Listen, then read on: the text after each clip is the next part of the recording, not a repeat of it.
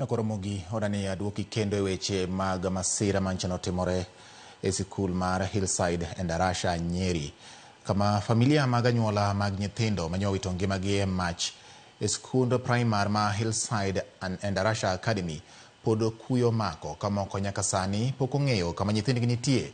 Magitimore e kinde ma familia moko igeno ni kiny nochop e od thieth mar yango familia kata nyithindgi bang' kosetim bero ne ringre jopuonjre manyo oseyudi e masirano.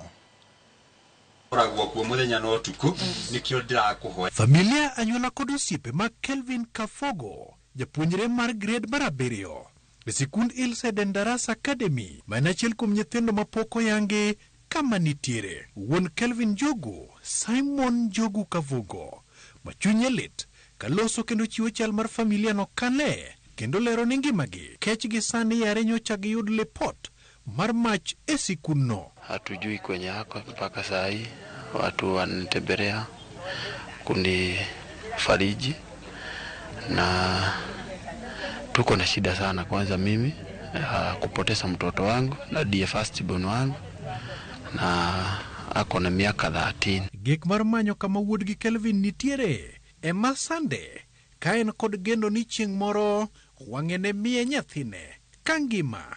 Kata kamano odhi bede kanyakla mag jok madhi rango duoko mag nonro mag DNA makiny wuok tich itimo hospital manoru moru. Tunasikia ushugu mwingi sana kama mimi mzazi kupoteza mtoto wangu, na mimi nilikuwa nimepeleka mtoto wangu shule ili akasome apate elimu na jifuga kula na kunywa ndio nipate pesa ya kumlipia school fees. DCI wanatuambia tuende kesho Madi huko na Rumoro ndio tushukuliwe shebesha za damu na hiyo sijui sample za DNA ndio tufanyiwe DNA. Watoto wameshomeka vinye, hauwezi jua mtoto wako. Oganda mani ochope alama ne kod penjo mathoth mar gima ne otimore momiyo nyithindo matindo owito ngimagi kamoko to pod imanyo mar chiwo hoch mar geno kata obed ni geno dhi kaduono. Walter Nyambaga, Ramogi TV. Kawasura ne Joan Rech